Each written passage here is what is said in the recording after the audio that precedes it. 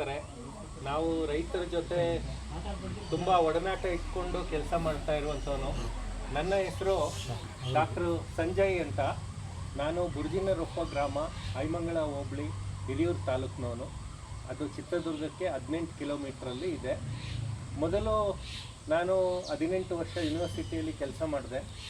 ನಂತರ ಒಂದು ಮಹತ್ತರವಾದ ಯೋಜನೆ ನಿಮಗೆಲ್ಲ ಗೊತ್ತಿದೆ, ಕರ್ನಾಟಕ ಸರ್ಕಾರದ ಒಂದು ಮಹತ್ತರವಾದ ಯೋಜನೆ ನೈಸರ್ಗಿಕ ಕೃಷಿ. ಆ ಯೋಜನೆಯ ಮುಖ್ಯಸ್ಥನಾಗಿ ನಾನು ಸೆಲೆಕ್ಟ್ ಆದೆ. ಸೊ ಕರ್ನಾಟಕದಾದ್ಯಂತ ನೈಸರ್ಗಿಕ ಕೃಷಿ ಬಗ್ಗೆ ಮಾಡೋದು ಅವ್ರ ದಯವಿಟ್ಟು ಸಂಪರ್ಕದಲ್ಲಿ 8,022 ಜನ ರೈತರ ಒಡನಾಟ ಇದೆ ನನಗೆ ನೈಸರ್ಗಿಕ ಕೃಷಿಯಲ್ಲಿ. ಕರ್ನಾಟಕದ 10 ಜಿಲ್ಲೆಗಳಲ್ಲೂ ಕೆಲಸ ಮಾಡಿದ್ದೀನಿ. ಸೊ ಅದು 8,022 ಜನ ರೈತರ ಒಂದು ಮಣ್ಣು ಪರೀಕ್ಷೆಯನ್ನು ಮೊದಲನೇ ಸರಿ ನಾನು ಕೈಗೊಂಡಾಗ ನನಗೆ ತುಂಬ ಆತಂಕಕಾರಿ ವಿಷಯಗಳು ಗೊತ್ತಾದವು. ಇವತ್ತು ಬೆಳಿಗ್ಗೆ ಎಲ್ಲ ಸರ್ ಚರ್ಚೆ ಮಾಡಿದ್ದಾರೆ, ಮಣ್ಣು ಪರೀಕ್ಷೆ ಹೇಗೆ ಮಾಡಬೇಕು ಆ ವಿಧಾನಗಳನ್ನೆಲ್ಲ ತಿಳಿಸಿದ್ದಾರೆ. ನಾನು ಮಣ್ಣು ಪರೀಕ್ಷೆಯಲ್ಲಿ ಮಾಡಿದಾಗ ಒಂದೇ ಒಂದು ಅಂಶನ ನಾನು ಬಹಿರಂಗಪಡಿಸೋಕ್ಕೆ ಇಷ್ಟಪಡ್ತೀನಿ. ನಾವು ಡಾಕ್ಟ್ರ್ ಹತ್ರ ಹೋದ ತಕ್ಷಣ ಡಾಕ್ಟ್ರು ಎಲ್ಲನೂ ಫಸ್ಟೇ ಟೆಸ್ಟ್ ಮಾಡಲ್ಲ, ನಮ್ಮ ನಾಡಿಯನ್ನು ಹಿಡಿತಾರೆ. 72 ಸರಿ ಹೊಡ್ಕೋಬೇಕು, ಅದು ಹೊಡೆದ್ರೆ ನಾರ್ಮಲ್ ಅಂತ ಹೇಳ್ತಾರೆ. ಆಯಿತು, ಸುಮ್ಮನೆ ಹಿಂಗೆ ಇಟ್ಕೊಂಡು ಸ್ಟೆಥೋಸ್ಕೋಪಲ್ಲಿ ನೋಡ್ತಾರೆ. ಸೊ ನಮ್ಮ ಮಣ್ಣು ಚೆನ್ನಾಗಿರಬೇಕು ಅಂದರೆ ಸಾವಯವ ಇಂಗಾಲ ಇದೆ ಭೂಮಿಯಲ್ಲಿ ಅಂದರೆ ಮಣ್ಣಿನ ಭೌತಿಕ, ರಾಸಾಯನಿಕ, ಜೈವಿಕ ಗುಣಧರ್ಮಗಳು ಚೆನ್ನಾಗಿದ್ದಾವೆ ಅಂತ ಅರ್ಥ. ಎಷ್ಟಿರಬೇಕು? ಸಾವಯವ ಇಂಗಾಲ ಮಿನಿಮಮ್ 0.5ರಿಂದ 0.75% ಇರಬೇಕು. ಇದು ಮಧ್ಯಮ ಒಂದು ರೇಂಜ್. ಈಗ ನಮಗೆ ಬ್ಲಡ್ ಟೆಸ್ಟ್ ಮಾಡಿದ್ರೆ ಹಿಮೋಗ್ಲೋಬಿನ್ನು ಇವೆಲ್ಲ ಕೊಡ್ತಾರಲ್ಲ, ಆ ಥರ 0.5ರಿಂದ 0.75 ಇರಬೇಕು. 0.5ಕ್ಕಿಂತ ಕಡಿಮೆ ಇದ್ದರೆ ಆ ಮಣ್ಣು ಸಾವಯವ ಇಂಗಾಲದಲ್ಲಿ ಕೊರತೆ ಇದೆ ಅಂತ ಅರ್ಥ. ಇನ್ನು ಆತಂಕಕಾರಿ ವಿಷಯ ಏನು ಅಂದರೆ 8,022 ಜನ ರೈತರ ಮಾದರಿಯನ್ನು ಸ್ವತಃ ಅನಾಲಿಸಿಸ್ ಮಾಡಿ ರಿಸಲ್ಟ್ ನೋಡಿದ ಮೇಲೆ ನಾನು ಇವತ್ತು ಹೇಳ್ತೀನಿ, ನೀವೆಲ್ಲ ಸಾವಯವ ಕೃಷಿಯನ್ನು ಮಾಡ್ತಿದ್ರೆ ನಿಮ್ಮ ಮಣ್ಣು ಚೆನ್ನಾಗಿರುತ್ತೆ. ಸಾವಯವ ಕೃಷಿಯನ್ನು ಯಾರು ಕೈಗೊಂಡಿಲ್ವೋ, ಯಾರು ಇನ್ನೂ ರಾಸಾಯನಿಕ ಕೃಷಿಯಲ್ಲೇ ಇದ್ದಾರೋ ಅವ್ರದ್ದೆಲ್ಲ ಮಣ್ಣು ನೀವು ಟೆಸ್ಟ್ ಮಾಡಿಸಿ 0.32ರಿಂದ 0.37 ರೇಂಜಲ್ಲಿದೆ. ಇದು ಸಾವಯವ ಇಂಗಾಲದ ತುಂಬ ದೊಡ್ಡ ಒಂದು ದುರಂತ. ಏನಂದರೆ 0.32ರ ಸಾಯಿಲನ್ನು ನಾವು ರಿಪೇರಿ ಮಾಡಬೇಕು ಅಂದರೆ ಏನು ಮಾಡಬೇಕು? 0.32ರಿಂದ ಡೆಸಿಮಲಲ್ಲಿ 0.33ಕ್ಕೆ ತರಬೇಕಂದ್ರೆ ನಾನು ಸತತವಾಗಿ 3 ವರ್ಷ 4 ಟನ್ ಕೊಟ್ಟಿಗೆ ಗೊಬ್ಬರವನ್ನು ಭೂಮಿಗೆ ಹಾಕಿ ರಾಸಾಯನಿಕಗಳನ್ನು ಬಳಸದೇ ಇದ್ದರೆ 0.01% ರೈಸ್ ಆಗುತ್ತೆ. 3 ವರ್ಷ ಅಂದರೆ ನನ್ನ ಮಣ್ಣನ್ನು 0.32ರಿಂದ 0.5ಕ್ಕೆ ತರಬೇಕಂದ್ರೆ ನಾನು 17 ಡೆಸಿಮಲ್ಸು 0.17 ಡೆಸಿಮಲ್ಸ್ ಇಂಟು 3 ವರ್ಷ ಅಂದರೆ ನಾನು 50 ವರ್ಷ ಕಷ್ಟಪಡಬೇಕು. ಒಬ್ಬ ರೈತ 50 ವರ್ಷ ಕಷ್ಟಪಟ್ಟು ಮಣ್ಣನ್ನು ನಾರ್ಮಲ್ ರೇಂಜಿಗೆ ತರೋಕ್ಕೆ ಸಾಧ್ಯನಾ? 50 ವರ್ಷ ಜೀವನನೇ ಕಷ್ಟಪಟ್ಟರು ಮಣ್ಣು ಸರಿಯಾಗಲ್ಲ ಅಂದರೆ ಇನ್ನೆಂಥ ದುರಂತಕ್ಕೆ ಹೋಗಿದ್ದೀವಿ ಅಂತ. ಆವತ್ತಿಂದ ನಾನು ಯೋಚನೆ ಮಾಡಿದೆ, ನಾನು ಬರೀ ಮಾತಾಡೋದಲ್ಲ, ಸ್ವತಃ ನಾನು ನೈಸರ್ಗಿಕ ಕೃಷಿ ಮಾಡಬೇಕು ಅಂತ. ನಮ್ಮ ಬುರ್ಜಿನರೊಪ್ಪದಲ್ಲಿ 3 ಎಕರೆ ನನ್ನ ಪಿತ್ರಾರ್ಜಿತ ಆಸ್ತಿ ಇತ್ತು. ಸೊ ಆ 3 ಎಕರೆಯಲ್ಲಿ ಇವತ್ತಿಗೂ ನೈಸರ್ಗಿಕ ಕೃಷಿಯನ್ನು ಮಾಡ್ತಾ ಇದ್ದೀನಿ. ನೀವು ಯಾರು ಬೇಕಾದ್ರೂ ಬರ್ಬೋದು ನಮ್ಮ ಜಮೀನಿಗೆ. ಹೈವೇಯಲ್ಲೇ ಇದೆ, ಮರಡಿಹಳ್ಳಿ ಹತ್ರ ಒಂದು ಆರ್ಚ್ ಬರುತ್ತೆ, ಆ ಆರ್ಚಿಗೆ ಅಟ್ಯಾಚ್ಡ್ ಇದೆ. 60 ನಾಟಿ ಹಸುವನ್ನು ನಾನು ಸಾಕಿ ಇವತ್ತು ನೈಸರ್ಗಿಕ ಕೃಷಿಯನ್ನು ಮಾಡ್ತಾ ಇದ್ದೀನಿ. ಸೋಮವಾರದಿಂದ ಶನಿವಾರದವರೆಗೂ ನಾನು ಒಬ್ಬ ವಿಜ್ಞಾನಿ, ಶನಿವಾರದಿಂದ ಭಾನುವಾರವರೆಗೂ ನಾನು ಒಬ್ಬ ರೈತ, ಸಾಮಾನ್ಯ ರೈತ. ನೈಸರ್ಗಿಕ ಕೃಷಿಯನ್ನು ಮಾಡಬೇಕು ಅಂದರೆ ಸಹನೆ ಇರಬೇಕು. ಫಸ್ಟ್ ವರ್ಡು ನಾನು ಹೇಳ್ತೀನಿ ಸರ್, ಸಹನೆ ಇರಬೇಕು. ನಾನಾ ರೀತಿ ನಿಂದನೆಗೊಳಗಾಗ್ತೀರ. ನಿಮ್ಮ ಮನೆಯವರೇ ನಿಮ್ಮನ್ನು ನಿಂದಿಸ್ತಾರೆ. ಮನೆಯವರೇ, ಏನ್ರಿ ಇಷ್ಟೊಂದು ದುಡ್ಡು ಹಾಕ್ತಾ ಇದ್ದೀರಾ, ಇಷ್ಟೊಂದು ಖರ್ಚು ಮಾಡ್ತಾ ಇದ್ದೀರಾ, ಇವೆಲ್ಲ ಇಂಪ್ರೂವ್ಮೆಂಟ್ ಆಗಲ್ಲ ಅನ್ನೋ ಲೆವೆಲ್ಗೆ ಹೋಗ್ತೀರಾ. ಆದರೆ ಸಹನೆ ಇದ್ದರೆ ನೀವು ಗೆಲ್ತೀರ ಸರ್. ಇದು ನಾನು ಕಂಡುಕೊಂಡಂಥ ವಿಷಯ. ನಿಮ್ಮ ಮಣ್ಣು ಯಾವ ರೀತಿ ತಯಾರಾಗುತ್ತೆ ಅಂದರೆ ನೀವು ಸೂಕ್ಷ್ಮಾಣು ಜೀವಿಗಳು ಮತ್ತು ಎರೆಹುಳಗಳನ್ನು ನೋಡ್ತೀರ, ಕಣ್ಣಾರೆ ಎರೆಹುಳಗಳು ಮೇಲ್ಗಡೆ ಬಂದು ನೋಡ್ತೀರ, ಅಷ್ಟು ಚೆನ್ನಾಗಿ ಮಣ್ಣಾಗತ್ತೆ. ನೈಸರ್ಗಿಕ ಕೃಷಿಯ ಒಂದು ಮುಖ್ಯ ರಿಸಲ್ಟ್. ನಾವು ಈ 8,022 ಜನ ರೈತರ ನೈಸರ್ಗಿಕ ಕೃಷಿಯ ಒಂದು ಎಲ್ಲ ಎಕ್ಸ್ಪರಿಮೆಂಟ್ಸನ್ನು ನಾವು ತೊಗೊಂಡ್ವಿ ಸರ್. ನಮ್ಮ ಜಿಲ್ಲೆ ನಮ್ಮ 10 ಜಿಲ್ಲೆಗಳಲ್ಲೂ ಎಕ್ಸ್ಪರಿಮೆಂಟ್ಸ್ ಮಾಡಿದ್ವಿ. ಎಲ್ಲ ಬೆಳೆದು ಇದೆ. ನಾನು ಆ ರಿಪೋರ್ಟನ್ನು ಬೇಕಾದ್ರೆ ಸೈಂಟಿಫಿಕಲಿ ಶೇರ್ ಮಾಡ್ತೀನಿ. ಮಾನ್ಯ ಮುಖ್ಯಮಂತ್ರಿಯವ್ರಿಗೂ ಅದನ್ನು ಕೊಟ್ಟಿದ್ದೀವಿ. ಅದರಲ್ಲಿ ನಾವು ಕಂಡುಕೊಂಡ ವಿಷಯ ಇಷ್ಟೇ: ನೈಸರ್ಗಿಕ ಕೃಷಿಯನ್ನು ಕೈಗೆತ್ತಿಕೊಂಡಾಗ ಇಳುವರಿ ಇಳಿಮುಖ ಆಗುತ್ತೆ. ಇದು ಓಪನ್ ಆಗಿ ಸ್ಟೇಟ್ಮೆಂಟ್ ಕೊಡ್ತೀನಿ, ಯಾಕಂದರೆ ನಾವು ಸೈಂಟಿಸ್ಟು, ನಾವು ಮುಚ್ಚಿಡಬಾರ್ದು. ಇಳುವರಿ ಕಡಿಮೆ ಆಗುತ್ತೆ. ಇಳುವರಿ ಯಾಕೆ ಕಡಿಮೆ ಆಗುತ್ತೆ ಅಂದರೆ, ನಾವು ಕೊಡುವಂಥ ಪೋಷಕಾಂಶ ಇದೆಯಲ್ಲ, ಅದಕ್ಕೆ ತತ್ಸಮಾನವಾಗಿ ನಾವು ಕೊಡಬೇಕು. ಯಾಕಂದರೆ ಬೆಳೆಗೆ ಬೇಕಾದಂಥ ಪೋಷಕಾಂಶ ನಾವು ಕೊಡಬೇಕು. ಅದು ಹಸಿವಿನಿಂದ ಇದ್ದರೆ ಇಳುವರಿ ಕೊಡೋಲ್ಲ. ನಾವು ಜೀವಾಮೃತ ಮಾಡ್ತೀವಿ, ಘನ ಜೀವಾಮೃತ ಮಾಡ್ತೀವಿ, ಇದರಲ್ಲಿ ಎಷ್ಟು ಪೋಷಕಾಂಶ ಕೊಡ್ತೀವಿ?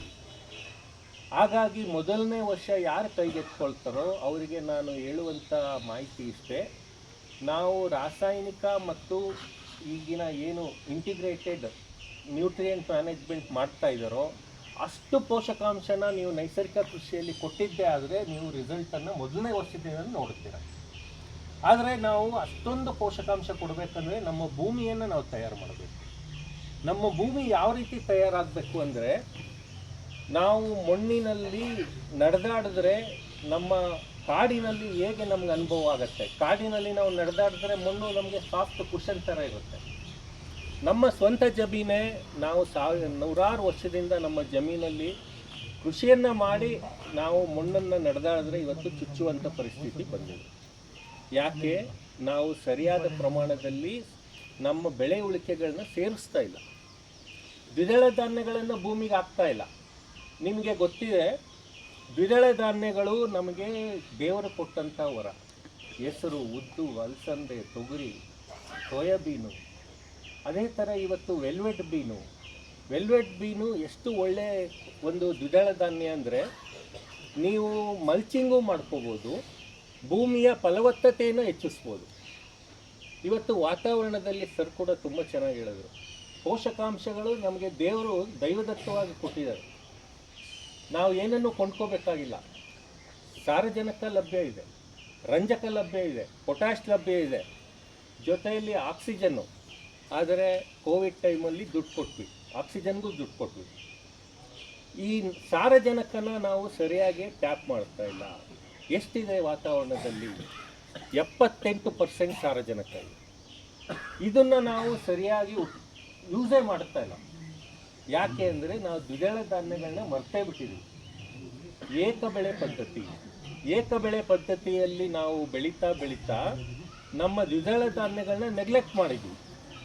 ನಾವು ಇವತ್ತು ನಮ್ಮ ಭೂಮಿಗೆ ಎಷ್ಟು ಬೇಕೋ ಅಷ್ಟು ಏಕದಳ ಧಾನ್ಯಗಳನ್ನ ಹಾಕ್ತೀವಿ. ಒಂದೇ ಒಂದು ಮಧ್ಯದಲ್ಲಿ ಬೆಳೆಯಾಗಿ, ಅಂತರ ಬೆಳೆಯಾಗಿ ಅಥವಾ ಬೆಳೆ ಪರಿವರ್ತನೆಯಾಗಿ ದ್ವಿದಳ ಧಾನ್ಯವನ್ನು ಹಾಕ್ತಾ ಇಲ್ಲ. ಹೆಸರು, ಉದ್ದು ಸಣ್ಣ ಸಣ್ಣ ಪ್ರಮಾಣದಲ್ಲಿ ನಾವು ಭೂಮಿಗೆ ಸೇರಿಸ್ತಾ ಇಲ್ಲ. ಸೊ ಇವತ್ತು ಇವೆಲ್ಲ ನಮಗೆ ತೊಂದರೆಯನ್ನು ಮಾಡ್ತಾ ಇದ್ದಾವೆ. ಹಾಗಾಗಿ ಭೂಮಿಯನ್ನು ಫಸ್ಟು ಸರಿಪಡಿಸ್ಕೊಳ್ಳೋಣ.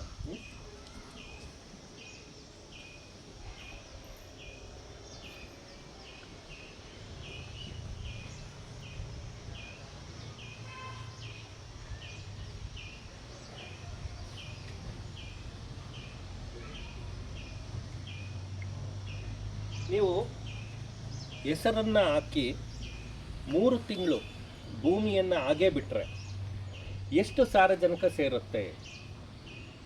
ನಾವು ಏನೂ ಮಾಡಬೇಕಾಗಿಲ್ಲ.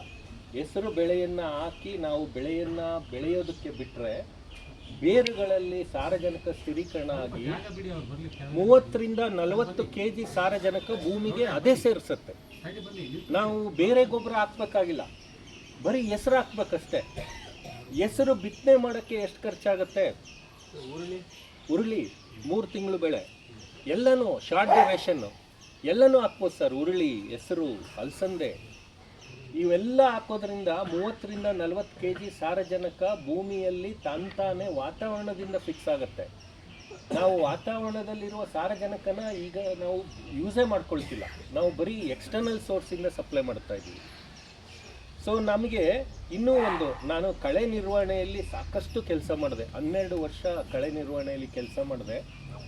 ನಿಮಗೆಲ್ಲ ಫೋನ್ ಇದೆ ಸರ್. ಈಗ ಗೂಗಲಲ್ಲಿ ನೀವು ಜಸ್ಟ್ ಒಂದು ಗೂಗಲ್ಗೆ ಹೋಗ್ಬಿಟ್ಟು ನ್ಯೂಟ್ರಿಯೆಂಟ್ ವ್ಯಾಲ್ಯೂ ಆಫ್ ಪಾರ್ಥೇನಿಯಂ ಅಂತ ಹೊಡಿರಿ.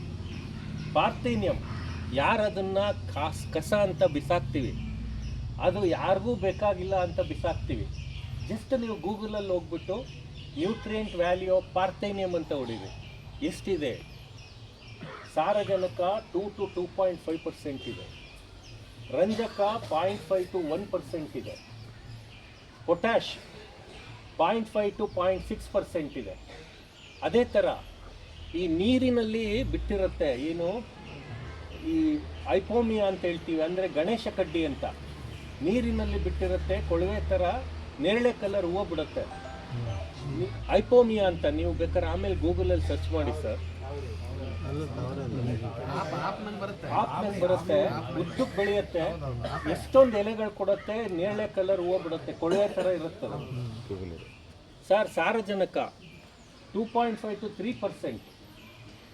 ಇವೆಲ್ಲ ಎಷ್ಟು ಪ್ರಕೃತಿ ನಮಗೆ ಕೊಟ್ಟಿದೆ ಅಂದರೆ. ಆಮೇಲೆ ನೀವು ಹೇಳಿದ್ರಲ್ಲ ತಾವರೆ, ಪಿಶಾಚಿ ತಾವರೆ ಅಂತ ಕೆರೆಗಳಲ್ಲಿ ಅಡ್ಕೊಳ್ಳುತ್ತೆ, ಕೆರೆಗಳಲ್ಲಿ ನೀರಲ್ಲಿ ಅಲ್ಲಲ್ಲೇ ಬಿಟ್ಟಿರುತ್ತೆ ಸರ್, ಅದನ್ನು ತೆಗೆಯೋದಕ್ಕೆ ಕಷ್ಟ. ಪೊಟ್ಯಾಶು 3% ಪೊಟ್ಯಾಶ್ ಇದೆ. ನಾವು ಎಲ್ಲೂ ಬೇರೆ ಪೋಷಕಾಂಶಗಳನ್ನ ಹುಡ್ಕೊಂಡು ಹೋಗ್ಬೇಕಾಗಿಲ್ಲ, ಇವುಗಳನ್ನೆಲ್ಲ ಕ್ರೋಢೀಕರಿಸಿ ನಮ್ಮ ಜಮೀನಿನಲ್ಲಿ ಮಲ್ಚ್ ಮಾಡಿಕೊಂಡ್ರೆ ಸಾಕು. ಹೊದಿಕೆ, ನೈಸರ್ಗಿಕ ಕೃಷಿಯ ತತ್ವ ಹೊದಿಕೆ. ಹೊದಿಕೆಯನ್ನು ನಾವು ಸರಿಯಾಗಿ ನಿರ್ಮಾಣ ಮಾಡಿದ್ರೆ ನಮ್ಮ ಭೂಮಿಯಲ್ಲಿ ಇವೆಲ್ಲ ಪೋಷಕಾಂಶಗಳು ಸೇರ್ಕೊಳ್ತವೆ. ಇವು ಭೂಮಿಯನ್ನು ಮತ್ತೆ ಮತ್ತೆ ನಮಗೆ ಬೆಳೆ ಬೆಳೆಯಲು ಅನುವು ಮಾಡಿಕೊಡ್ತವೆ. ಆಮೇಲೆ ನೀವು ನೋಡಿರ್ತೀರ ರೋಡ್ ಸೈಡು ಈ ತಂಗಡಿ ಗಿಡ ಅಂತ ಹೇಳ್ತೀವಿ, ತಂಗಡಿ ಗಿಡ, ತಗಚೆ ಗಿಡ ಅಥವಾ ನಾಯಿ ಶೇಂಗ, ಚೊಚ್ಚೆ ಗಿಡ, ನಾಯಿ ಶೇಂಗ ಅಂತ ಹೇಳ್ತಾರೆ. ನೀವು ಎಲ್ಲ ರೋಡ್ ಸೈಡ್ ನೋಡಿ ಸರ್, ಅದು ಬಂದಲ್ಲಿ ಪಾರ್ಥೇನಿಯಂ ಬರೋದಿಲ್ಲ. ಪ್ರಕೃತಿ ನಮಗೆ ತಂತಾನೆ ಮೆಕ್ಯಾನಿಸಮ್ ಕೊಟ್ಟಿದೆ. ಪಾರ್ಥೇನಿಯಂ ಕಳೆ ದೊಡ್ಡದು ಅಂತ ಹೇಳಿದ್ರೆ ನಾವು ಅದನ್ನು ತಡೆ ಹಿಡಿಯೋದಕ್ಕೆ ನೇಚರೇ ಒಂದು ಮೆಡಿಸಿನ್ ಕೊಟ್ಟಿದೆ. ಎಲ್ಲೆಲ್ಲಿ ನೋಡ್ರಿ ನೀವು ರೋಡ್ ಸೈಡ್ ಯಾರು ಪುಣ್ಯಾತ್ಮರು ಅದನ್ನು ಹಾಕಿದ್ರೋ ಗೊತ್ತಿಲ್ಲ, ಇವತ್ತು ಅವು ಎಲ್ಲೆಲ್ಲಿ ಬೆಳೀತಾವೋ ಅಲ್ಲೆಲ್ಲ ಪಾರ್ಥೇನಿಯಂ ಕಂಟ್ರೋಲ್ ಆಗುತ್ತೆ. ಸೊ ಇದು ಕೂಡ ನೀವು ಬಳಸ್ಕೋಬೋದು. ಇದರಿಂದ ನಮಗೆ ಯಾವುದೇ ಹಾನಿ ಇಲ್ಲ, ನಮಗೆ ಸ್ಕಿನ್ ಪ್ರಾಬ್ಲಮ್ ಬರಲ್ಲ, ಉಸಿರಾಟದ ತೊಂದರೆ ಬರಲ್ಲ. ಇವುಗಳನ್ನ ನಮ್ಮ ತೋಟದಲ್ಲಿ ಬೆಳೆಸೋಣ, ಮಲ್ಚಿಂಗ್ ಮಾಡ್ಕೊಳ್ಳೋಣ, ಸಾರಜನಕ ಫಿಕ್ಸ್ ಆಗುತ್ತೆ, ಇದು ಭೂಮಿಗೆ ಸೇರುತ್ತೆ. ನಾವು ಎಷ್ಟು ಸಾವಯವ ಪದಾರ್ಥ ಭೂಮಿಗೆ ಸೇರಿಸ್ತೀವೋ ಅಷ್ಟು ಚೆನ್ನಾಗಿ ನಮ್ಮ ಬೆಳೆ ಬರುತ್ತೆ. ನಾವು ಮಾಡಬೇಕಾಗಿರೋದು ಇಷ್ಟೇ ಸರ್, ನಮ್ಮ ಭೂಮಿಯನ್ನು ಹಸಿವನ್ನು ನೀಗಿಸ್ಬೇಕು, ಅದಕ್ಕೆ ಸರಿಯಾದ ಪೋಷಕಾಂಶವನ್ನು ಪ್ಲ್ಯಾನ್ ಮಾಡಬೇಕು. ಏಕದಳ ಧಾನ್ಯವನ್ನು ಹಾಕ್ತೀವಾ, ಏಕದಳ ಧಾನ್ಯಕ್ಕೆ ಬೇಕಾಗಿರೋದು ಸಾರಜನಕ 2 ಪಟ್ಟು, ರಂಜಕ 1 ಪಟ್ಟು, ಪೊಟ್ಯಾಶ್ 1 ಪಟ್ಟು. ಯಾವುದೇ ಬೆಳೆ ತಗೊಳ್ಳಿ, ಏಕದಳ ಧಾನ್ಯ, ಭತ್ತ ಇರ್ಬೋದು, ರಾಗಿ ಇರ್ಬೋದು, ಮುಸ್ಕಿನ ಜೋಳ ಇರ್ಬೋದು, ಜೋಳ ಇರ್ಬೋದು, 2 ಪಟ್ಟು ಸಾರಜನಕ ಬೇಕು, 1 ಪಟ್ಟು ರಂಜಕ ಬೇಕು, 1 ಪಟ್ಟು ಪೊಟ್ಯಾಶ್ ಬೇಕು. ನಾವು 2 ಪಟ್ಟು ಕೊಡಬೇಕು ಅಂದಾಗ ಈ ಥರ ಹಸಿರೆಲೆ ಗೊಬ್ಬರಗಳು ನಮ್ಮ ಸಹಾಯಕ್ಕೆ ಬರ್ತವೆ. ನಾವು ಯೂರಿಯಾ, DAP ಇವೆಲ್ಲ ಬೇಕಾಗಿಲ್ಲ ನಮಗೆ. ಹಸಿರೆಲೆ ಗೊಬ್ಬರಗಳನ್ನ ನಾವು ಬಳಕೆ ಮಾಡಿಕೊಂಡ್ರೆ, ಈಗ ನೀವು ಭತ್ತ ಮಾಡ್ತೀರ ಸರ್, ಭತ್ತಕ್ಕಿಂತ ಮುಂಚೆ ಹಸಿರೆಲೆ ಗೊಬ್ಬರವನ್ನು ಹಾಕ್ತೀವಿ, ಅದು ಸಾರಜನಕವನ್ನು ಭೂಮಿಯಲ್ಲಿ ಎನ್ರಿಚ್ ಮಾಡುತ್ತೆ. ಅದೇ ಥರ ನಾವು ರಾಗಿ ಜೋಳ ಬೆಳಿಬೇಕಾದ್ರೆ ಅಂತರ್ ಬೆಳೆ ಬೆಳೆಯೋ ಯೋಜನೆ ಇದೆ ನಮ್ಮಲ್ಲಿ. ಯಾರೂ ಬೆಳೀತಾ ಇಲ್ಲ ಇವತ್ತು, ಮುಸ್ಕಿನ ಜೋಳ ಒಂದೇ ಬೆಳೀತಾ ಇದ್ದಾರೆ ಹೊರತು ಅಂತರ ಬೆಳೆಯಾಗಿ ನಾವು ಹೆಸರು, ಉದ್ದು, ಅಲಸಂದೆನ ಮೊದಲು ಅಕಡಿ ಬೆಳೆ ಅಂತ ಬೆಳೀತಾ ಇದ್ವಿ. ಇವತ್ತು ಆ ಬೆಳೆಗಳನ್ನೆಲ್ಲ ಮರೆತುಬಿಟ್ಟಿದ್ದೀವಿ. ಅವು ತಂತಾನೇ ಬೆಳೆಗಳಿಗೆ ಪೋಷಕಾಂಶವನ್ನು ಕೊಡ್ತವೆ, ನಾವು ಇದನ್ನು ಮಾಡ್ತಾ ಇಲ್ಲ. ಸೊ ಇವತ್ತು ನಾವು ನೈಸರ್ಗಿಕ ಕೃಷಿಯನ್ನು ಮಾಡಬೇಕು ಅಂದರೆ ನಮ್ಮ ಭೂಮಿಯನ್ನು ನಾವು ಮೊದಲು ತಯಾರು ಮಾಡ್ಕೋಬೇಕು. ಈ ಭೂಮಿ ತಯಾರಾಗಬೇಕು ಅಂದರೆ ಮೊದಲಿಗೆ ಭೂಮಿಯಲ್ಲಿ ಜೀವಾಣುಗಳು ಚೆನ್ನಾಗಿ ಕೆಲಸ ಮಾಡಬೇಕು. ಇವತ್ತೇನಾಗ್ತಿದೆ, ನಾವು ಕೊಡುವಂಥ ಪೋಷಕಾಂಶಗಳಿಗೆ ಬೇರುಗಳು ಹೋಗಬೇಕಾಗಿದೆ, ನಮ್ಮ ಗಿಡದ ಬೇರುಗಳು ಹುಡುಕೊಂಡು ಹೋಗಬೇಕಾಗಿದೆ. ನಾವು ಅದನ್ನು ರಿವರ್ಸ್ ಮಾಡಬೇಕು. ಈ ಬೆಳೆಗಳು ತಮ್ಮ ಶಕ್ತಿಯನ್ನು ಉಪಯೋಗಿಸ್ಕೊಂಡು ಪೋಷಕಾಂಶ ಹುಡುಕಬೇಕಾಗಿಲ್ಲ, ನಮ್ಮ ಜೀವಾಣುಗಳು ತಗೊಂಡೋಗಿ ಬೇರುಗಳಿಗೆ ಕೊಡೋ ಥರ ನಾವು ಮಾಡಬೇಕು. ಅಂದರೆ ಭೂಮಿಯಲ್ಲಿ ಜೀವಾಣುಗಳ ಸಂಖ್ಯೆಯನ್ನು ಜಾಸ್ತಿ ಮಾಡಿದ್ರೆ ಬೇರುಗಳು ತಮ್ಮ ಶಕ್ತಿಯನ್ನು ಖರ್ಚು ಮಾಡಬೇಕಾಗಿಲ್ಲ. ಬೆಳೆಯುವಂಥ ಬೇರುಗಳು ಬೆಳೀತಾನೆ ಇರ್ತವೆ, ಜೀವಾಣುಗಳು ಅವುಗಳಿಗೆ ಪೋಷಕಾಂಶ ಕೊಡ್ತವೆ. ರಿವರ್ಸ್ ಪ್ರೋಸೆಸ್ ಮಾಡಬೇಕು. ಇಲ್ಲೇನಾಗಿದೆ, ಬೆಳೆ ಬೆಳಿಬೇಕಂದ್ರೆ ಅದು ತನ್ನ ಶಕ್ತಿಯನ್ನೆಲ್ಲ ಕಳ್ಕೊಂಡು ಬೇರಿನಿಂದ ಪೋಷಕಾಂಶಗಳನ್ನ ಹೀರ್ಕೋಬೇಕಾಗಿದೆ. ಅಂದರೆ ಅರ್ಧ ಎನರ್ಜಿ ಪೋಷಕಾಂಶವನ್ನು ಹೀರೋದಕ್ಕೆ ಹೋಗ್ತಾ ಇದೆ.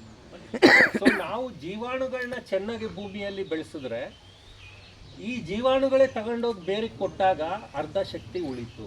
ಆ ಅರ್ಧ ಶಕ್ತಿ ಏನಾಯಿತು ಅಂದರೆ ಕವಲುಗಳು ಅಥವಾ ತೆಂಡೆಗಳಾಗತ್ತೆ, ತೆಂಡೆಗಳು ಮತ್ತು ಕಾಯಿಗಳಾಗ್ತವೆ. ಸೊ ಇಳುವರಿ ಜಾಸ್ತಿ ಆಗುತ್ತೆ.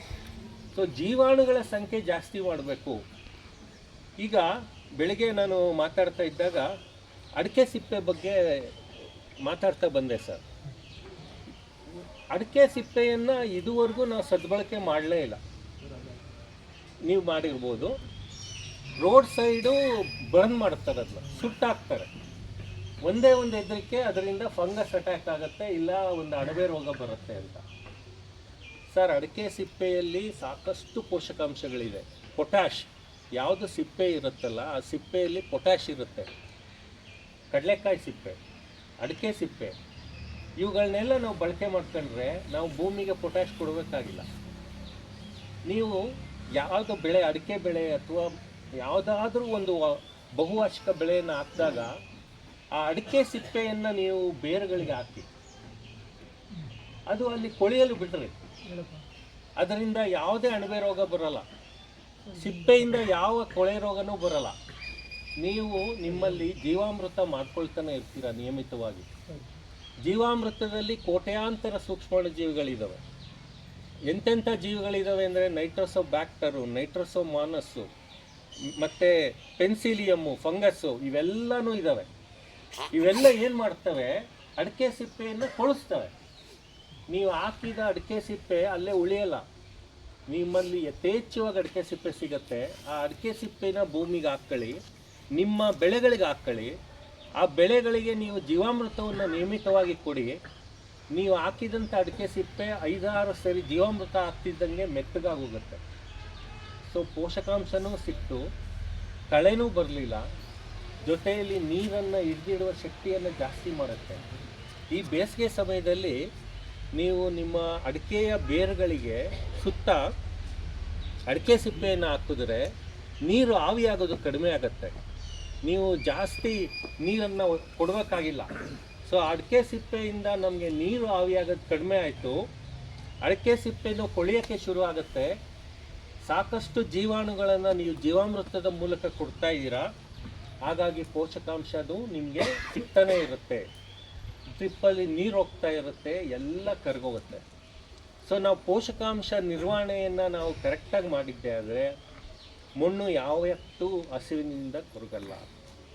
ಇವತ್ತು ಬೆಳಿಗ್ಗೆ ಸರ್ ಹೇಳ್ತಾ ಇದ್ದರು, ಪೋಷಕಾಂಶಗಳಲ್ಲಿ ಯಾವ ರೀತಿ ನಮ್ಮಲ್ಲಿ ತುಂಬಾ ಕಡಿಮೆ ಆಗಿದ್ದಾವೆ ಅಂದರೆ ಸಾರಜನಕ, ರಂಜಕ, ಪೊಟ್ಯಾಶು, ಇವು ಮೇಜರ್ ಅಥವಾ ಪ್ರಮುಖ ಪೋಷಕಾಂಶಗಳು. ಮತ್ತು ಲಘು ಪೋಷಕಾಂಶಗಳು ಇವೆಲ್ಲ ಏರುಪೇರಾಗಿದ್ದಾವೆ. ಯಾಕಂದರೆ ನಾವು ಕರೆಕ್ಟಾಗಿ ನಮ್ಮ ಬೆಳೆಗಳಿಗೆ ಪೋಷಕಾಂಶವನ್ನು ನಾವು ನಿರ್ವಹಣೆ ಮಾಡ್ತಾ ಇಲ್ಲ. ಸೊ ಇವುಗಳನ್ನ ಸುಧಾರಿಸಬೇಕು ಅಂದರೆ ನಾವು ಹೆಚ್ಚೆಚ್ಚು ಸಾವಯವ ರೂಪದಲ್ಲಿ ಪೋಷಕಾಂಶವನ್ನು ಕೊಡ್ತಾ ಹೋದಷ್ಟು ನೀವು ಒಳ್ಳೆ ರಿಸಲ್ಟನ್ನು ನೋಡ್ಬೋದು. ನಾನೀಗ ಕೊಟ್ಟಿಗೆ ಗೊಬ್ಬರ ಸುಮಾರು ಜನ ಹಾಕ್ತೀರ ಸರ್. ಎಷ್ಟು ಹಾಕ್ತೀರ ಕೊಟ್ಟಿಗೆ ಗೊಬ್ಬರ? ಒಂದು ಎಕರೆಗೆ 4 ಟನ್ ಹಾಕ್ತೀರ? ಇಲ್ಲ, 4 ಟ್ರಾಕ್ಟ್ರು. 4 ಟ್ರ್ಯಾಕ್ಟರ್ ಹಾಕ್ತೀರಾ? ಸೊ ಹಾಂ, ಒಂದು tractor load 2 ton. So 2 ton ಒಂದು ಟ್ರ್ಯಾಕ್ಟರ್ ಲೋಡ್ ಅಂದರೆ 8 ಟನ್ ಆಯಿತು ಸರ್. 8 ಟನ್ನಿಗೆ ಸಮವಾಗಿ ನಾವು ಘನಜೀವಾಮೃತವನ್ನು ಹೇಳ್ತೀವಿ.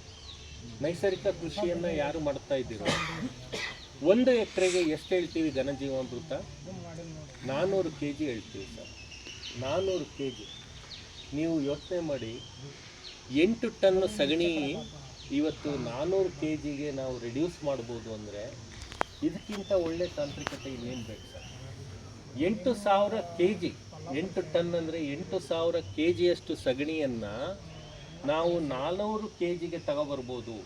ರಿಡಕ್ಷನ್ನು 400 kgಯನ್ನು ನೀವು ರೆಡಿ ಮಾಡಿ ಅದಕ್ಕೆ ಒಂದಷ್ಟು 2 kg ಕಡಲೆ ಹಿಟ್ಟು, 2 kg ಬೆಲ್ಲ ಹಾಕಿದ್ರೆ ನಿಮ್ಮ ಮನೆ ಒಳಗಡೆ ಚೀಲದಲ್ಲಿ ಇಡ್ಬೋದು, ವಾಸನೆ ಬರೋದಿಲ್ಲ.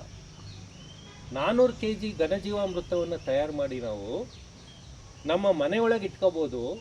8,000 kg ಸಗಣಿಯನ್ನು ಮನೆಯೊಳಗೆ ಇಟ್ಕೊಳ್ಳೋಕ್ಕಾಗಲ್ಲ. ಇದು ನೈಸರ್ಗಿಕ ಕೃಷಿಯ ಇನ್ನೊಂದು ಒಳ್ಳೆಯ ಒಂದು ಅಸ್ತ್ರ. ಏನು? ಘನಜೀವಾಮೃತ. ಘನಜೀವಾಮೃತ ಯಾಕೆ ಹಾಕಬೇಕು? ಘನಜೀವಾಮೃತವನ್ನು ನಾವು ಯಾವುದೇ ಬೆಳೆಯನ್ನು ಬಿತ್ತೋಕ್ಕಿಂತ 15ರಿಂದ 30 ದಿನ ಮುಂಚೆ ಭೂಮಿಗೆ ಸೇರಿಸ್ತೀವಿ. ಕೊಟ್ಟಿಗೆ ಗೊಬ್ಬರವನ್ನು ಹಾಕುವ ಬದಲು ನೈಸರ್ಗಿಕ ಕೃಷಿಯಲ್ಲಿ ಘನಜೀವಾಮೃತ ಹಾಕಿ ಅಂತ ಹೇಳ್ತೀವಿ. ಸೊ ಘನಜೀವಾಮೃತ ಹಾಕೋದ್ರಿಂದ ಮಣ್ಣಿನಲ್ಲಿ ನೀರನ್ನು ಹಿಡಿದಿಡುವ ಶಕ್ತಿ ಜಾಸ್ತಿ ಆಗುತ್ತೆ. ನಮ್ಮ ಭೌತಿಕ ಗುಣಗಳು, ಮಣ್ಣಿನ ಭೌತಿಕ ಗುಣಗಳು, ನೀರನ್ನು ಹಿಡಿದಿಡುವ ಶಕ್ತಿ ಜಾಸ್ತಿ ಆಗುತ್ತೆ. ಮಣ್ಣಿನಲ್ಲಿ ಜೀವಾಣುಗಳ ಸಂಖ್ಯೆ ಜಾಸ್ತಿ ಆಗುತ್ತೆ. ಇರುವಂಥ ಜೀವಾಣುಗಳು ಡಬಲ್ ಆಗ್ತಾ ಹೋಗ್ತವೆ. ಇವತ್ತು ಒಂದು ಆರೋಗ್ಯ ಮಣ್ಣಿನಲ್ಲಿ ಎಷ್ಟು ಸೂಕ್ಷ್ಮಾಣು ಜೀವಿ ಇರಬೇಕು? ಎಷ್ಟಿರಬೇಕು ಸರ್? ಒಂದು ಚಮಚ ಮಣ್ಣನ್ನು ನಾವು ತಗೊಂಡ್ರೆ 1 ಟೇಬಲ್ ಸ್ಪೂನ್ ಅಂತ ಹೇಳ್ತೀವಿ ಸರ್. ಸೌಟು ಅಲ್ಲ, 1 ಟೇಬಲ್ ಸ್ಪೂನ್.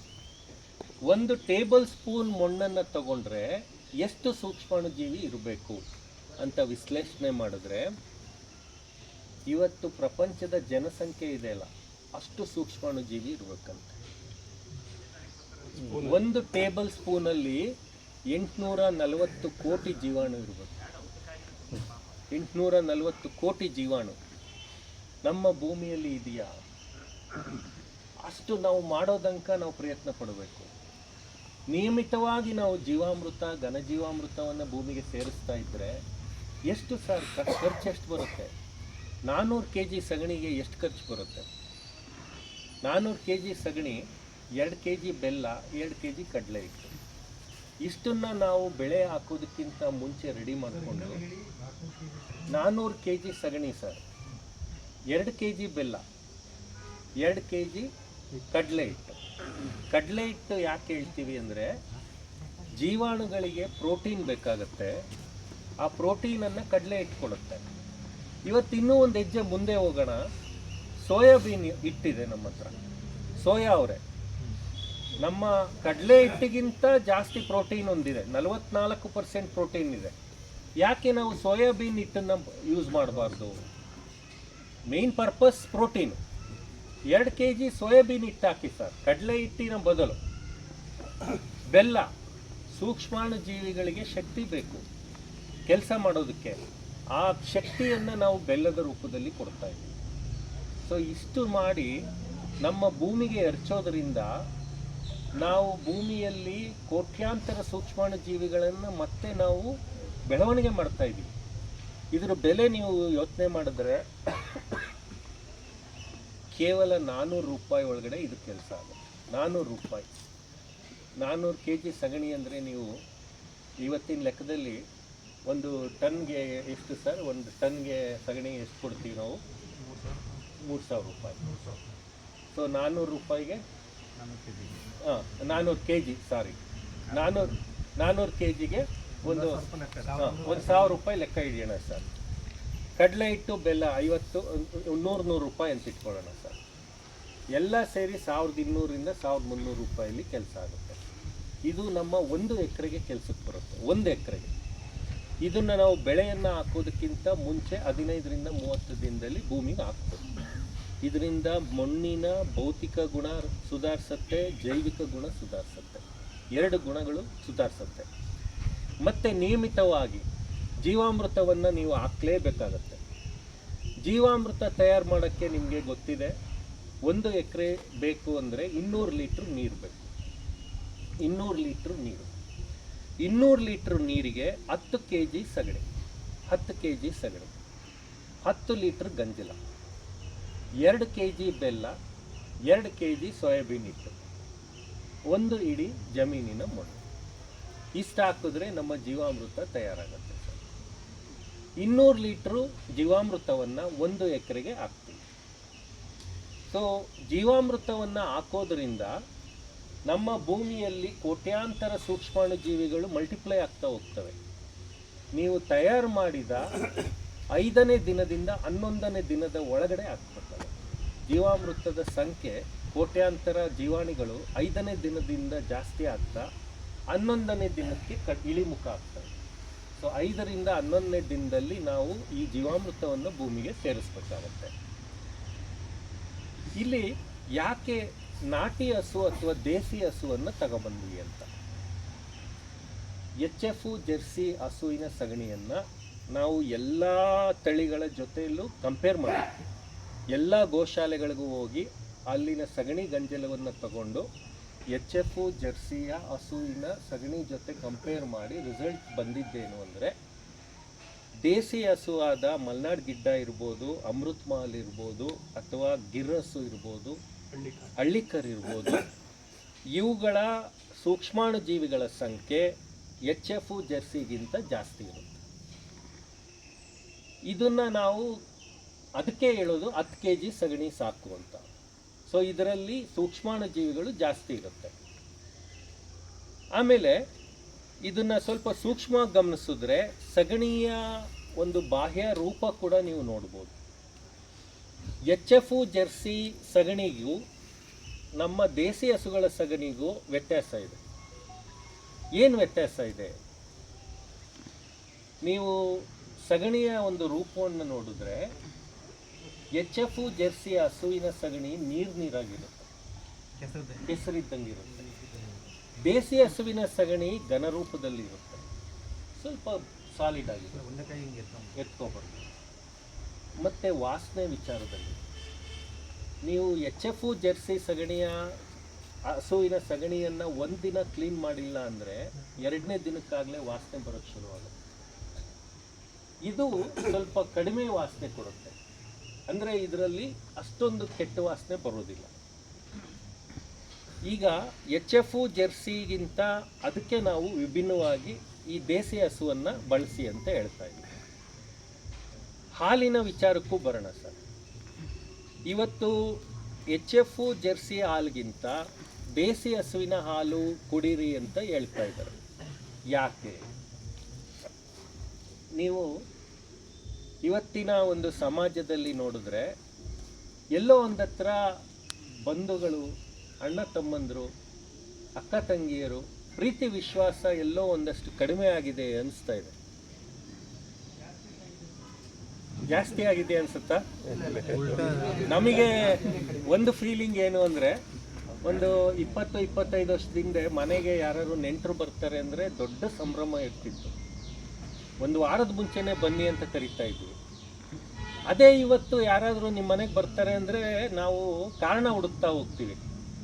ಇವತ್ತೇನೋ ಕೆಲಸ ಇತ್ತು, ಅಲ್ಲಿದ್ದೆ ಇಲ್ಲಿದ್ದೆ, ಅವತ್ತು ಬರಲೇಬಾರ್ದು ಅನ್ನೋ ರೀತಿ ಟೋಟಲಾಗಿ ಹೇಳ್ಬಿಡ್ತೀವಿ. ಇದು ಯಾಕೆ ಆಗ್ತಾ ಇದೆ ಅಂತ ಡಾಕ್ಟರ್ಸು ಸ್ಟಡಿ ಮಾಡಿದ್ದಾರೆ. ದೇಸಿ ಹಸುವಿನ ಹಾಲನ್ನು ಕುಡಿದ ಮಕ್ಕಳಿಗೂ HF ಮತ್ತು ಜೆರ್ಸಿ ಹಾಲನ್ನು ಕುಡಿದ ಮಕ್ಕಳಿಗೂ ಬಿಹೇವಿಯಲ್ ಚೇಂಜಸ್ ಇರುತ್ತೆ ಅಂತ. ಏನು ಬಿಹೇವಿಯಲ್ ಚೇಂಜಸ್ ಇರುತ್ತೆ? ದೇಸಿ ಹಸು ಈಗ ಏನು ಹೇಳಿದ್ನಲ್ಲ ಸರ್, ಹಳ್ಳಿಕರ್ ಇರ್ಬೋದು, ಮಲ್ನಾಡ್ ಗಿಡ್ಡ ಇರ್ಬೋದು, ಅಥವಾ ಗಿರ್ ಇರ್ಬೋದು, ಇವುಗಳು ಕರುಗಳಿಗೆ ಹಾಲನ್ನು ಕುಡಿಸುವ ರೀತಿಯನ್ನು ನೀವು ಗಮನಿಸಿ. ತಾಯಿ ಹತ್ರ ಆ ಕರು ಹೋದರೆ ಅದು ಮೈಯೆಲ್ಲ ನೆಕ್ಕತ್ತೆ, ಪ್ರೀತಿಯಾಗಿ ಹಾಲನ್ನು ಕುಡಿಸುತ್ತೆ. ಆ ಹಾಲನ್ನು ಕುಡಿದ ಮಕ್ಕಳು ಅಷ್ಟೇ ಪ್ರೀತಿಯುತವಾಗಿ ಬೆಳೀತಾರೆ. ಅಕ್ಕ ತಂಗಿ, ಅಣ್ಣ ತಮ್ಮ ಬಾಂಧವ್ಯ ಅಷ್ಟೇ ಪ್ರೀತಿಯುತವಾಗಿ ಇರುತ್ತೆ. HF ಜೆರ್ಸಿಗೆ ನೀವು ಹಾಲನ್ನು ಕುಡಿಸೋಕ್ಕೆ ಕರುವನ್ನು ಬಿಟ್ಟರೆ ಅದು ಏನು ಹಾಲು ಕುಡಿತಾ ಇದ್ರೂ ಅದು ಸುಮ್ಮನೆ ಕೂತಿರುತ್ತೆ, ಅಂದರೆ ನಿಂತಿರುತ್ತೆ, ಅಷ್ಟು ಪ್ರೀತಿ ತೋರಿಸಲ್ಲ. ನೀವು ಬೇಕಾದ್ರೆ ಬಿಹೇವಿಯರ್ ಚೇಂಜಸ್ ನೋಡಿ. ಒಂದು HFಗೆ ಕರುವನ್ನು ಬಿಟ್ಟು ನೋಡಿ, ಒಂದು ನಾಟಿ ಹಸುವಿಗೆ ಕರುವನ್ನು ಬಿಟ್ಟು ನೋಡಿ, ಪ್ರೀತಿ ಎಷ್ಟು ವಾತ್ಸಲ್ಯ ತುಂಬಿರುತ್ತೆ ಅಂತ. ಸೊ ಇವತ್ತು ನಾವು HF ಜೆರ್ಸಿಯ ಹಾಲನ್ನು ಪ್ಯಾಕೆಟಲ್ಲಿ ಕುಡಿತಾ ಇದ್ದೀವಿ, ಹಂಗಾಗಿ ನಮ್ಮಲ್ಲಿ ಪ್ರೀತಿ ವಿಶ್ವಾಸ ಕಡಿಮೆ ಆಗ್ತಾ ಇದೆ. ನಿಜವಾಗ್ಲೂ ಮಕ್ಕಳ ಬೆಳವಣಿಗೆ ಹಂತದಲ್ಲಿ ದೇಸಿ ಹಸುವಿನ ಹಾಲು ಸಿಗ್ತಾ ಇಲ್ಲ. ಎಷ್ಟು ಜನಕ್ಕೆ ಸಿಗುತ್ತೆ? ಹಳ್ಳಿಯಲ್ಲಿ ಹಾಲು ಇದ್ದರೆ ಕರ ಇದ್ದರೆ ಅಥವಾ ಹಸು ಇದ್ದರೆ ಕುಡಿತಾರೆ. ಎಲ್ಲ ಸಿಟಿಯಲ್ಲಿ ಬೆಳೀತಿರುವ ಮಕ್ಕಳಿಗೆ HF ಜರ್ಸಿ ಹಾಲೇ ಸಿಗೋದು. ಪಾಕೆಟ್ ಆಗಿ ಬರೋದು ಯಾವುದು? ಮತ್ತೆ ಯಾರು ದೇಸಿ ಹಾಲನ್ನ ಪ್ಯಾಕೆಟ್ ಮಾಡಿ ಕಳಿಸ್ತಾರ? ಅದನ್ನು ಕೆಲವೇ ಮನೆಗಳಿಗೆ, ಸೀಮಿತ ಮನೆಗಳಿಗೆ ಕೊಡ್ತಾರೆ ಹಳ್ಳಿಯಲ್ಲಿ, ಅಥವಾ ಸಿಟಿಯಲ್ಲಿ ಒಂದಷ್ಟು ವರ್ತನೆ ಮಾಡಿಕೊಂಡು ಕೊಡ್ತಾರೆ. ನಮಗೆಲ್ಲ ಸಿಗ್ತಿರೋದು HF ಜರ್ಸಿ ಹಾಲೆ. ಸೊ ಹಂಗಾಗಿ ನಾವು ಇವತ್ತೇನಾಗಿದೆ, ಒಬ್ಬರು ಕಂಡರೆ ಒಬ್ಬರಿಗೆ ದ್ವೇಷ, ಪ್ರೀತಿ ಅನ್ನೋದು ಎಲ್ಲೋ ಒಂದು ಹತ್ರ ಕಳೆದೋಗ್ತಾ ಇದೆ. ಸೊ ಇವೆಲ್ಲ ನೋಡ್ತಾ ಹೋದಷ್ಟು ಒಂದೊಂದು ಮನೆಗೂ ಒಂದು ದೇಸಿ ಹಸುವನ್ನ ಸಾಕುವ ಒಂದು ಯೋಜನೆಯನ್ನು ಇವತ್ತು ಸರ್ ಕೂಡ ಹೇಳಿದ್ರು, ಮತ್ತು ಸರ್ ನೀವೂ ಹೇಳಿದ್ರಿ ಮಂಡ್ಯದಲ್ಲಿ ನಾವು ಮಾಡ್ತಾ ಇದ್ದೀವಿ ಅಂತ. ಇದು ದೊಡ್ಡ ಅಭಿಯಾನ. ನಾನು ಕೂಡ ಕೈ ಜೋಡಿಸ್ತೀನಿ. ಯಾಕೆ ಗೊತ್ತಾ, ನಾನು 60 ಹಸು ಸುಮ್ಮನೆ ಮಾಡೋಕ್ಕಾಗಿಲ್ಲ. ನನಗೂ ಹೊಸನಗರ, ತೀರ್ಥಹಳ್ಳಿ ಕಡೆ ತುಂಬ ಫ್ರೆಂಡ್ಸ್ ಇದ್ದಾರೆ. ತಾವೇ ಹೇಳ್ತಾ ಇದ್ದಾರೆ, ಸರ್ ನೀವು ತಗೊಂಡೋಗಿ, ದುಡ್ಡು ಕೊಡ್ತಾ ಇರ್ತೀವಿ, ಯಾವತ್ತೂ ಹಸುವನ್ನು ಹಾಗೆ ತರಲ್ಲ, ಸ್ವಲ್ಪ ಕಡಿಮೆ ದುಡ್ಡಲ್ಲಿ ಕೊಡ್ತಾ ಇದ್ದಾರೆ. ಸೊ ನಿಮ್ಮಲ್ಲೂ ಯಾರಿಗಾದರೂ ಹಸು ಬೇಕಿದ್ದರೆ ನಾನು ಕೈ ಜೋಡಿಸ್ತೀನಿ. ದೇಸಿ ಹಸುವನ್ನು ಕೊಡಿಸುವ ಜವಾಬ್ದಾರಿಯನ್ನು ನಾನು ತಗೊಳ್ತೀನಿ. ಯಾಕಂದರೆ ನಮಗೆ ಹಸುಗಳು ಸಿಗತ್ತೆ, ಇವತ್ತು ಅಲ್ಲಿಯ ಜನ ಕೊಡ್ತಾ ಇದ್ದಾರೆ. ನಾವು ಯಾರಿಗೋ ಕೊಟ್ಟು ಅದನ್ನು ನಾಶ ಮಾಡೋ ಬದಲು ನೀವು ತಗೊಂಡೋಗಿ ಸಂತತಿ ಬೆಳೆಸಿ ಅಂತ ಹೇಳ್ತಾರೆ. ಸೊ ಮಾಡೋಣ ಸರ್, ಎಲ್ಲನೂ ದೇಸಿ. ಒಂದೊಂದು ಹಸುವಾರು ಕಟ್ಟಿ ಮನೆಯಲ್ಲಿ ಒಂದು ನಾಯಿ ಸಾಕೋ ರೀತಿ ಒಂದು ಹಸುವನ್ನು ಸಾಕೋಣ. ಅದಕ್ಕೆ ನೀವು ಮನೆಯಲ್ಲೇ ಪ್ರೀತಿಯಿಂದ ಒಂದಷ್ಟು ಮೇವು, ಒಂದಷ್ಟು ಬೂಸ ಹಾಕಿ, ಯಾಕಂದರೆ ನೀವು ಹೊರಗಡೆ ತೊಗೊಂಡೋಗಿ ಮೇಯ್ಸೋಕ್ಕಾಗಲ್ಲ. ಸೊ ಇಂಥ ಪರಿಸ್ಥಿತಿಯಲ್ಲಿ ಇವತ್ತು ಮಣ್ಣಿನ ಸುಧಾರಣೆ ಆಗಬೇಕಾಗಿದೆ. ಮಣ್ಣಿನ ಸುಧಾರಣೆ ಆಗಬೇಕು ಅಂದರೆ ನಾವು ದೇಸಿ ಹಸುಗಳನ್ನ ಸಾಕಬೇಕಾಗಿದೆ. ಇವತ್ತು ನಾವು ಸಾಕಷ್ಟು ಎಕ್ಸ್ಪರಿಮೆಂಟ್ಸ್ ಮಾಡಿದ ಮೇಲೆ ನಾನು ಹೇಳ್ತಾ ಇರೋದು ಇದೆಲ್ಲ. ನಾವು ಎಷ್ಟು ಮಣ್ಣಿಗೆ ನಾವು ಈ ಸಾವಯವ ಪದಾರ್ಥವನ್ನು ಸೇರಿಸ್ತಾ ಹೋಗ್ತೀವೋ ಅಷ್ಟು ಮಣ್ಣು ಸಮೃದ್ಧಿಯಿಂದ ಸೇರುತ್ತೆ. ಮಣ್ಣಿಗೆ ಬೇಕಾಗಿರೋದು ಸಾವಯವ ಪದಾರ್ಥ ಅಂದರೆ physical, chemical, biological property. So ನಮಗೆ ಮಣ್ಣಲ್ಲಿ ನೀರು ಹಿಡಿದಿಡುವ ಶಕ್ತಿಯನ್ನು ಜಾಸ್ತಿ ಮಾಡಬೇಕು. ಇದಕ್ಕೆ ಮೇನ್ಲಿ ಬೇಕಾಗಿರೋದು ಏನು? ಸಾವಯವ ಇಂಗಾಲ ಅಥವಾ ಸಾಯಿಲ್ ಕಾರ್ಬನ್, ಆರ್ಗ್ಯಾನಿಕ್ ಮ್ಯಾಟರ್. ಇದನ್ನು ನಾವು ಎಷ್ಟು ಬೆಳೆ ಉಳಿಕೆ ಸಿಗುತ್ತೋ ಅಷ್ಟು ಬೆಳೆ ಉಳಿಕೆಯನ್ನು ಭೂಮಿಗೆ ಸೇರಿಸಿ. ನಿಮಗೆ ಯಾವುದೇ ಸಿಕ್ಕಲಿ, ಯಾವ ಬೆಳೆ ಉಳಿಕೆ ಸಿಕ್ಕಿದ್ರೂ ವೇಸ್ಟ್ ಮಾಡಬೇಡಿ. ಹಲಸಿನ ಮರ ಬೆಳಿತೀರಾ, ಹಲಸಿನ ಮರದ ಕೆಳಗೆ ನೀವು ಒಂದ್ಸರಿ ಗಮನಿಸಿ ಎಷ್ಟು ಎಲೆಗಳು ಬಿದ್ದಿರ್ತವೆ ಅಂತ. ಅವನ್ನೆಲ್ಲ ಗುಡಿಸಿ ನೀವು ಮಧ್ಯದಲ್ಲಿ ನೀವು ಹೊದಿಕೆ ಮಾಡ್ಕೊಳ್ಳಿ. ಹೊದಿಕೆಯನ್ನು ನೀವು ಎಂಥ ಕಳೆ ಬೇಕಾದ್ರೂ ಬಳಸಿ. ನಾನು ಪಾರ್ಥೇನಿಯಮನ್ನು ಆಗಲೇ ಹೇಳ್ತಾ ಅರ್ಧಕ್ಕೆ ಬಿಟ್ಟೆ. ಪಾರ್ಥೇನಿಯಂ ಕಳೆ ಇವತ್ತು ಎಲ್ಲ ಕಡೆ ಸಿಗುತ್ತೆ ನಮಗೆ. ಆ ಪಾರ್ಥೇನಿಯಂ ಕಳೆಯಲ್ಲಿ ಇರುವ ಪ್ರಮಾಣ 2ರಿಂದ 2.3% ಸಾರಜನಕ ಅಂತ ಹೇಳಿ. ಇದು ಎಷ್ಟಕ್ಕೆ ಸಮ ಅಂದರೆ, ಕೊಟ್ಟಿಗೆ ಗೊಬ್ಬರ ರೈತರು 6 ತಿಂಗಳು ಕಷ್ಟಪಟ್ಟು ಕೊಟ್ಟಿಗೆ ಗೊಬ್ಬರ ತಯಾರು ಮಾಡ್ಕೊಳ್ತಾರೆ. ಕೊಟ್ಟಿಗೆ ಗೊಬ್ಬರ ತಯಾರು ಮಾಡ್ಕೊಂಡ್ಮೇಲೆ ಅದರಲ್ಲಿರುವ ಪೋಷಕಾಂಶವನ್ನು ನೀವು ಅನಾಲಿಸಿಸ್ ಮಾಡಿದ್ರೆ 0.25 to 0.5% ನೈಟ್ರೋಜನ್ ಇದೆ. ಅಂದರೆ ಪಾರ್ಥೇನಿಯಂ ನಮಗೆ ಏನು ನೈಸರ್ಗಿಕವಾಗಿ ಸಿಗ್ತಾ ಇದೆಯಲ್ಲ 4 ಪಟ್ಟು ಜಾಸ್ತಿ. ಎಸ್ ಸರ್, ಇಲ್ಲಿ 2 ವಿಷಯ. ಹೂ ಬಿಡೋಕ್ಕಿಂತ ಮುಂಚೆ ನಾವು ಬಳಸಿದಷ್ಟು ಪೋಷಕಾಂಶ ಜಾಸ್ತಿ ಇರುತ್ತೆ. ಯಾಕಂದರೆ ವೆಜಿಟೇಟಿವ್ ಸ್ಟೇಜಲ್ಲಿ ಅಥವಾ ಬೆಳವಣಿಗೆ ಸ್ಟೇಜಲ್ಲಿ ಪೋಷಕಾಂಶ ಎಲ್ಲ ತನ್ನ ಎಲೆಗಳಲ್ಲಿ ಸಂಗ್ರಹಿಸ್ಕೊಂಡಿರುತ್ತೆ. ಒಂದು ಸರಿ ಹೂ ಬಿಡೋಕ್ಕೆ ಶುರು ಆದಾಗ ಅದೆಲ್ಲ ಅಲ್ಲಿಗೆ ಡೈವರ್ಟ್ ಆಗುತ್ತೆ. ಪೋಷಕಾಂಶದ ದೃಷ್ಟಿಯಿಂದ ನಾವು ಹೂ ಬಿಡೋಕ್ಕಿಂತ ಮುಂಚೆನೇ ಕಲೆಕ್ಟ್ ಮಾಡಿ ಮಲ್ಚ್ ಮಾಡ್ಕೊಂಡ್ರೆ ಎಲ್ಲ ಒಳ್ಳೆಯದು. ನಮಗೆ ಕೈ ಮೀರೋಯ್ತು, ನಮ್ಗೆ ಮಾಡ್ಕೊಳ್ಳೋಕ್ಕಾಗಲಿಲ್ಲ, ಅದಕ್ಕೆ ಬೆಸ್ಟ್ ಸೊಲ್ಯೂಷನ್ ಅಂದರೆ ಎರೆಹುಳ ಗೊಬ್ಬರ. ಎರೆಹುಳ ಗೊಬ್ಬರಕ್ಕೆ ನೀವು ಪಾರ್ಥೇನಿಯಮನ್ನು ಕೊಟ್ಟರೆ, ಎರೆಹುಳಕ್ಕೆ ಕೊಟ್ಟರೆ, ಎರೆಹುಳ ತನ್ನ ಹೊಟ್ಟೆ ಒಳಗೆ ಅದನ್ನು ತಿಂದು ಎಲ್ಲ ಎನ್ಸೈಮ್ ಕಿಣ್ವಗಳು ಅದ್ರ ಜೊತೆ ಆ್ಯಕ್ಟ್ ಆಗಿ ಇಕ್ಕೆ ಕೊಡುತ್ತೆ. ಆ ಇಕ್ಕೆ ನಮಗೆ ಎರೆಹುಳ ಗೊಬ್ಬರ ಅಂತ ಹೇಳ್ತೀವಿ. ನೀವು ಟೆಸ್ಟ್ ಮಾಡಿ ಬೇಕಾದ್ರೆ ಒಂದು ಟ್ರೇಯಲ್ಲಿ ಕೊಟ್ಟಿಗೆ ಗೊಬ್ಬರನ ಹಾಕಿ, ಇನ್ನೊಂದು ಟ್ರೇಯಲ್ಲಿ ಎರೆಹುಳ ಗೊಬ್ಬರನ ಹಾಕಿ, ಒಂದು 7 ದಿನ ನೀರು ಹಾಕಿ ಸರ್. ಬೀಜ ಹಾಕ್ಬಿಡಿ, ನೀರು ಹಾಕಿ, ಯಾವುದರಲ್ಲಿ ಕಳೆ ಜಾಸ್ತಿ ಬರುತ್ತೆ ಅಂತ ನೋಡಿ. ಕೊಟ್ಟಿಗೆ ಗೊಬ್ಬರದಲ್ಲಿ ಕಳೆ ಜಾಸ್ತಿ ಬರುತ್ತೆ, ಯಾಕೆಂದರೆ ಹಸು ತಿಂದಿದೆಲ್ಲ ಜೀರ್ಣ ಮಾಡ್ಕೊಳ್ಳಲ್ಲ. ಅದರಲ್ಲಿ ಸಗಣಿಯಲ್ಲಿ ನೀವು ನೋಡ್ಬೋದು, ಹಸು ಸಗಣಿ ಹಾಕಿದ ತಕ್ಷಣ ಕೋಳಿಗಳು ಸುತ್ತ ಓಡೋಗ್ತವೆ. ಅದರಲ್ಲಿ ಇನ್ನೂ ಬೀಜ ಉಳಿದಿದ್ರೆ, ತಿಂದಿರೋದು ಉಳಿದಿದ್ರೆ ಎಕ್ಕಿ ತಿನ್ನಕ್ಕೆ ಹೋಗ್ತವೆ. ಅಂದರೆ ಬೀಜ ಅದರಲ್ಲಿ ಡೈಜೆಸ್ಟ್ ಆಗಿರಲ್ಲ. ಅದನ್ನು ಮತ್ತೆ ನಾವು ಕೊಟ್ಟಿಗೆ ಗೊಬ್ಬರ ಮಾಡ್ಕೊಳ್ತೀವಿ. ಇವತ್ತು ಕೊಟ್ಟಿಗೆ ಗೊಬ್ಬರ ಯಾವ ರೀತಿ ಮಾಡ್ಕೊಳ್ತಿದ್ದೀವಿ ಅಂದರೆ, ನಾವು ಅದನ್ನು 70 to 80 ಡಿಗ್ರಿ ಸೆಂಟಿಗ್ರೇಡಲ್ಲಿ ನಾವು ಅದನ್ನ ಡಿಕಂಪೋಸ್ ಮಾಡ್ತಿಲ್ಲ. ಹೀಪ್ ಮಾಡ್ತೀವಿ, ಗುಡ್ಡೆ ಮಾಡ್ತೀವಿ. ಗುಡ್ಡೆ ಮಾಡಿ ಅದನ್ನು ದಿನ ಹಂಗೆ ಮಾಡಿ ಕೊನೆಗೆ ಒಂದು ದಿನ ಅದನ್ನು ತಿಪ್ಪೆ ಅಂತೇಳಿ ನಾವು ನಮ್ಮ ಇದಕ್ಕೆ ಹಾಕೊಳ್ತೀವಿ. ಎಲ್ಲೂ ನಾವು ರಿವರ್ಸ್ ಮಾಡಲ್ಲ, ತಿರುವಾಕಲ್ಲ, ಮತ್ತು ಅದನ್ನು ಟೆಂಪ್ರೇಚರ್ ರೈಸ್ ಮಾಡಲ್ಲ. ಸೊ ಕಳೆ ಬೀಜಗಳು ಮೊಳಕೆ ಹೊಡಿತವೆ. ನೀವು ಎರೆಹುಳ ಗೊಬ್ಬರ ಬಳಸಿ. ಎರೆಹುಳ ಗೊಬ್ಬರದಲ್ಲಿ ನೀವು ಏನು ಹಾಕಿದ್ರೂ ಎರೆಹುಳ ತಿಂದಾಕತ್ತೆ. ಪಾರ್ಥೇನಿಯಂ ಹಾಕ್ರಿ, ಎಲ್ಲ ನಿಮ್ಮ ಜಮೀನಲ್ಲಿ ಸಿಕ್ಕುವಂಥ ಕಳೆಗಳನ್ನ ನೀವು ವೇಸ್ಟ್ ಮಾಡಬೇಡಿ. ಕಳೆ ನಿಜವಾಗ್ಲೂ ಕಸದಿಂದ ರಸ ಅಂತ ಹೇಳ್ತೀವಿ. ಯಾವುದೇ ಕಳೆಯನ್ನು ನೀವು ತಗೊಳ್ಳಿ, ಅದು ನಮ್ಮ ಕೊಟ್ಟಿಗೆ ಗೊಬ್ಬರಕ್ಕಿಂತ ಶ್ರೇಷ್ಠವಾಗಿದೆ. ಕೊಟ್ಟಿಗೆ ಗೊಬ್ಬರಕ್ಕಿಂತ ಹೈಯೆಸ್ಟ್ ನ್ಯೂಟ್ರಿಯೆಂಟು ಇದರಲ್ಲಿದೆ. ಸೊ ನೀವು ಯಾಕೆ ಬಳಕೆ ಮಾಡಬಾರ್ದು? ಅದನ್ನು ನಾವು ಬಿಸಾಕ್ತಿದ್ದೀವಿ, ಎರಚ್ತಿದ್ದೀವಿ, ಎಲ್ಲೋ ಒಂದು ಹತ್ರ ಸುಟ್ಟಾಗ್ತಾಯಿದ್ದೀವಿ. ನೈಸರ್ಗಿಕ ಕೃಷಿಯನ್ನು ಮಾಡುವಂಥ ರೈತರಿಗೆ ನಾನು ಹೇಳೋದಿಷ್ಟೇ, ನೈಸರ್ಗಿಕ ಕೃಷಿಯಲ್ಲಿ ನೀವು ಆ ಕಳೆಗಳನ್ನು ಒಂದು ರೀತಿ ಉಪಯೋಗಕ್ಕೆ ತಗೊಂಡು ಅದನ್ನು ನೀವು ಮಲ್ಚಿಂಗ್ ಮಾಡಿಕೊಂಡ್ರೆ ನಿಮ್ಗೆ ಅರ್ಧ ಕಳೆ ಪ್ರಾಬ್ಲಮ್ ಸಾಲ್ವ್ ಆಗುತ್ತೆ. ಜೀವಾಮೃತ ನಿಯಮಿತವಾಗಿ ಬಳಸ್ತಾ ಇರ್ತೀರ. ಈ ಕಳೆ ಮೇಲೆ ಜೀವಾಮೃತವನ್ನು ನೀವು ಹರಿಸ್ತಾ ಇದ್ದರೆ ಯಾವ ಕಳೆನೂ ಮತ್ತೆ ಹುಟ್ಟೋಕೆ ಬರೋದಿಲ್ಲ, ಎಲ್ಲ ಕರಗೋಗ್ತಾ ಇರುತ್ತೆ. ಯಾವುದು ಇಲ್ಲ ಸರ್, ಮಲ್ಚಿಂಗ್ ಮಾಡಿದಾಗ ಜೀವಾಮೃತ ಹಾಕ್ತೀರ ನೀವು. ಅದ್ರ ಮೇಲೆ ಜೀವಾಮೃತ ಹಾಕಿದಾಗ ಅದರಲ್ಲಿರೋ ಸೂಕ್ಷ್ಮಾಣು ಜೀವಿಗಳು ಇದನ್ನು ಕೊಳಿಸೋಕ್ಕೆ ಶುರು ಮಾಡುತ್ತವೆ, ಮತ್ತೆ ಮೊಳಕೆ ಹೊಡೆಯೋ ಸಂಭವವೇ ಇಲ್ಲ. ಸೊ ನಿಮಗೆ ಎಲ್ಲ ಜೀವಾಣುಗಳು ಎಲ್ಲಿ ವೇಸ್ಟ್ ಇದೆ ಎಲ್ಲನೂ ತಗೊಂಡು ಮಲ್ಚಿಂಗ್ ಮಾಡ್ಕೊಂಡು ಹೋಗಿ. ಮಲ್ಚಿಂಗ್ ಮಾಡಿದಾಗ ಒಂದು ಹುಟ್ಟುವಂಥ ಕಳೆಯನ್ನು ನೀವು ನಿಯಂತ್ರಣ ಮಾಡ್ತಾ ಇದ್ದೀರಾ. ಎರಡನೇದು, ನಮ್ಮ ಕಳೆಯನ್ನೇ ನಾವು ಮತ್ತೆ ರೀಯೂಸ್ ಮಾಡ್ತಾ ಇದ್ದೀವಿ.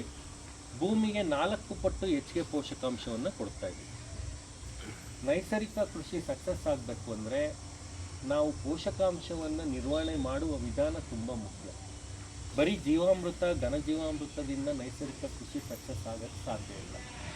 ಯಾಕಂದರೆ ಜೀವಾಮೃತದಲ್ಲಿ ನಾವು ಕೊಡ್ತಾ ಇರೋದೆಷ್ಟು 10 kg ಸಗಣಿ. 10 kg ಸಗಣಿಯಲ್ಲಿ ಇರುವ ಪೋಷಕಾಂಶ ಎಷ್ಟು? 50 ಗ್ರಾಮ್ಗಿಂತ ಕಡಿಮೆ, 50 ಗ್ರಾಮ್ ನೈಟ್ರೋಜನ್ಗಿಂತ ಕಡಿಮೆ. ಅಷ್ಟರಲ್ಲಿ ನೀವು ಜೀವಾಮೃತ ಕೊಟ್ಟ ತಕ್ಷಣ ಬೆಳೆ ಎದ್ದೇಳಕ್ಕೆ ಸಾಧ್ಯನೇ ಇಲ್ಲ. ಜೀವಾಮೃತ ಕೋಟ್ಯಾಂತರ ಸೂಕ್ಷ್ಮಾಣು ಜೀವಿಗಳ ಒಂದು ಆಗರ. ಜೀವಾಣುಗಳಿದ್ದಾವೆ ಅದರಲ್ಲಿ, ಆದರೆ ಪೋಷಕಾಂಶ ಕಡಿಮೆ ಇದೆ. ಆ ಪೋಷಕಾಂಶವನ್ನು ನಾವು ಈ ರೀತಿ ಕಳೆಗಳು ಮತ್ತು ಬೇರೆ ಬೇರೆ ಸಾರಜನಕವನ್ನು ಭೂಮಿಗೆ ಸೇರಿಸುವಂಥ ದ್ವಿದಳ ಧಾನ್ಯಗಳು ಇವೆಲ್ಲ ಸೇರಿಸಿ ನಾವು ಕೊಟ್ಟಾಗ 2 ಎಫೆಕ್ಟು ಪಾಸಿಟಿವ್ ಆಗುತ್ತೆ. ಒಂದು ಜೀವಾಣುನೂ ಇರುತ್ತೆ, ಇನ್ನೊಂದು ಪೋಷಕಾಂಶನೂ ಇರುತ್ತೆ. 2 ಪ್ಲಸ್ ಆಗಿ ನಮಗೆ ಭೂಮಿಯ ಫಲವತ್ತತೆ ಹೆಚ್ಚುತ್ತಾ ಹೋಗುತ್ತೆ. ಎಷ್ಟು ಪೋಷಕಾಂಶ ಭೂಮಿಯಿಂದ ಬೆಳೆ ತಗೊಳುತ್ತೋ ಅಷ್ಟನ್ನು ನಾವು ವಾಪಸ್ ಸೇರಿಸುವಂತಾದರೆ ಎಲ್ಲೂ ನಮಗೆ ಮೈನಸ್ ಆಗಲ್ಲ. ಸೊ ನಾವು ಫಸ್ಟು ನಾವು ಟಾರ್ಗೆಟ್ ಮಾಡಬೇಕಾಗಿರೋದು ನಿಮ್ಮ ಬೆಳೆಯಿಂದ ಬರುವ ತ್ಯಾಜ್ಯಗಳು. ಎಷ್ಟೊಂದು ತ್ಯಾಜ್ಯ ಬರುತ್ತೆ ನಿಮಗೆ, ಅದನ್ನು ಮರುಬಳಕೆ ಮಾಡೋದು ನಾವು ಕಲಿಬೇಕು. ಮರುಬಳಕೆ ಮಾಡಿದಷ್ಟು ನಿಮಗೆ ಮತ್ತೆ ಪೋಷಕಾಂಶ ಪೂರೈಕೆ ಆಗ್ತಾ ಇರುತ್ತೆ. ಮತ್ತು ಸಾಕಷ್ಟು ಕೋಳಿ ಬಗ್ಗೆನೂ ಬೆಳಗ್ಗೆ ನಿನ್ನೆ ಸ್ವಾಮಿಗಳೇ ಹೇಳಿದ್ರು. ಅವುಗಳು ನಮಗೆ ಬರೀ ಓಡಾಡಿಕೊಂಡು ಸುಮ್ಮನೆ ಇದು ಮಾಡ್ತವೆ ಅಂತಲ್ಲ, ಕೀಟಗಳನ್ನು ಹಿಡಿದು ತಿಂತವು. ಕೀಟ ನಿರ್ವಹಣೆಯಲ್ಲಿ ಕೋಳಿಗಳ ಪಾತ್ರ ಮಹಾ ದೊಡ್ಡದು. ಆಮೇಲೆ ಇಕ್ಕೆ ಹಾಕುತ್ತೆ, ಅದು ಓಡಾಡ್ದಲ್ಲೆಲ್ಲ ನಮಗೆ ಪೋಷಕಾಂಶ ಮತ್ತೆ ಬೀಳ್ತಾನೆ ಇರುತ್ತೆ. ಹಕ್ಕಿಗಳ ಬಗ್ಗೆನೂ ಬೆಳಗ್ಗೆ ತುಂಬ ಚೆನ್ನಾಗಿ ಹೇಳಿದ್ರು. ನಮ್ಮ ತೋಟಕ್ಕೆ ಬರುವಂಥ ಹಕ್ಕಿಗಳು ಪೋಷಕಾಂಶವನ್ನು ಅಲ್ಲಿ ಮತ್ತೆ ಹಾಕ್ತವೆ, ಫಾಸ್ಫರಸ್ ಅಂಶ ಇರುತ್ತೆ. ಸರ್ ತುಂಬ ಚೆನ್ನಾಗಿ ವಿಶ್ಲೇಷಣೆ ಹೇಳಿದ್ರು. ಸೊ ಅದೇ ಥರ ಒಂದು ಜನಾಂಗ ಗೂಬೆಗಳನ್ನು ಸಾಕುತ್ತೆ ಸರ್. ಗೂಬೆಗಳು ನಿಮಗೆ ಗೊತ್ತಿದೆ, ಕೀಟ ಪ್ರಪಂಚದಲ್ಲಿ 50% ಕೀಟಗಳು ಬೆಳಿಗ್ಗೆ ಆ್ಯಕ್ಟಿವ್ ಇದ್ದರೆ 50% ರಾತ್ರಿ ಆ್ಯಕ್ಟಿವ್ ಇರ್ತವೆ. ಕೀಟ ಪ್ರಪಂಚನೇ ಹಂಗೆ, ನೀವು ರಾತ್ರಿ ನೋಡುವಷ್ಟರಲ್ಲಿ ಕೀಟಗಳು ಮೇಯ್ದಿರ್ತವೆ. ಸೊ ಗೂಬೆಗಳು ನಮಗೆ ಹೇಗೆ ಸಹಾಯ ಮಾಡ್ತವೆ? ರಾತ್ರಿ ಹೊತ್ತು ಅವು ತುಂಬ ಆ್ಯಕ್ಟಿವ್ ಇರ್ತವೆ. ನೀವು ಏನಾದರೂ ಮಾಡಿ ಅವುಗಳನ್ನ ಮಡಿಕೆಯಲ್ಲಿ ಅನ್ನ ಇಟ್ಟು ನೀವು ಅಟ್ರ್ಯಾಕ್ಟ್ ಮಾಡಿ ನಿಮ್ಮ ಜಮೀನಿನಲ್ಲಿ ಅವು ನೆಲೆಯೂರುವಂತೆ ಮಾಡಿದ್ರೆ ನೀವು ಕೀಟ ನಿರ್ವಹಣೆಯಲ್ಲಿ 50% ನೀವು ಯಶಸ್ಸನ್ನು ಕಂಡಿರ್ತೀವಿ. 4 ಕಡೆ ಮಡಿಕೆ ಇಡೋದು, ಒಂದಷ್ಟು ಅನ್ನ ಇಡೋದು ಸರ್, ಎಲ್ಲೋ ಒಂದು ಹತ್ರ ಬಂದು ಅಟ್ರ್ಯಾಕ್ಟ್ ಆಗ್ತವೆ. ಅವು ರಾತ್ರಿ ಹೊತ್ತು ಕತ್ತನ್ನು ನೀವು ನೋಡ್ಬೋದು, ಅದೊಂದೇ ಪಕ್ಷಿಗೆ 270 ಡಿಗ್ರಿ ರೊಟೇಷನ್ ಇದೆ. ಕತ್ತು ತಿರುಗಿಸುತ್ತೆ 270 ಆಲ್ಮೋಸ್ಟ್. ಅದು ಎಲ್ಲೇ ಕೀಟ ಇದ್ರೂ ಬಿಡೋದಿಲ್ಲ, ರಾತ್ರಿ ಹೊತ್ತು ಹೋಗಿ ಇಟ್ಕೊಬರುತ್ತೆ. ಸೊ ಇದು ನಮ್ಮ ನೈಸರ್ಗಿಕ ಕೀಟ ನಿರ್ವಹಣೆ. ಆಮೇಲೆ ಕವಲುಗಳು ಕೊಡಿ, ಅಲ್ಲಲ್ಲೇ ಬೆಳೀತಾ ಇರ್ಬೇಕಾದ್ರೆ ಕವಲುಗೂಟಗಳು, ಕೀಟಗಳು ಬಂದು ಕೂರಲಿ. ಕೀಟಗಳಿಗೆ ನೀವು ಬೇಕಾದ್ರೆ ಚಾಯ್ಸ್ ಕೊಡಿ ಸರ್. ಕಾಳನ್ನು ಒಂದು ಪ್ಲೇಟಲ್ಲಿ ಕೊಡಿ, ಕೀಟವನ್ನು ಒಂದು ಪ್ಲೇಟಲ್ಲಿ ಕೊಡಿ. ಅವು ಕೀಟನೇ ಇಷ್ಟಪಡೋದು, ಯಾಕಂದರೆ ಪ್ರೋಟೀನ್ ಇರುತ್ತೆ ಅದರಲ್ಲಿ. ಸೊ ನಾವು ಕೀಟಗಳನ್ನು ಅಟ್ರ್ಯಾಕ್ಟ್ ಮಾಡಬೇಕು. ಸಾಯಿಸ್ಬೇಕಂದ್ರೆ ಪಕ್ಷಿಗಳನ್ನ ನಾವು ಅಟ್ರ್ಯಾಕ್ಟ್ ಮಾಡಲೇಬೇಕು. ಒಂದು 10% ನಾವು ಕಳ್ಕೊಳ್ಳೋಣ, 10% ನಮ್ಮ ಬೆಳೆ ಹೋಗಲಿ. ಯಾವುದಕ್ಕೆ ಹೋಗಲಿ? ಪಕ್ಷಿಗಳಿಗೆ ಹೋಗಲಿ. ನಾವು ಯಾಕೆ ಕೀಟನಾಶಕ ಬಳಸಿ ಅದನ್ನು ನಾವು ಮತ್ತೆ ಹಾಳು ಮಾಡ್ಕೋಬೇಕು? ಕೀಟನಾಶಕ ಹೊಡೆಯೋದ್ರಿಂದ ಓಕೆ, ಕೀಟಗಳು ಸಾಯ್ತವೆ, ಆದರೆ ನಮ್ಮ ಆಹಾರನೂ ವಿಷಮುಕ್ತ ಆಗುತ್ತೆ, ವಿಷ ಆಗುತ್ತೆ. ಸೊ ಬೆಟರ್ ಪಕ್ಷಿಗಳನ್ನು ಎಂಕರೇಜ್ ಮಾಡೋಣ.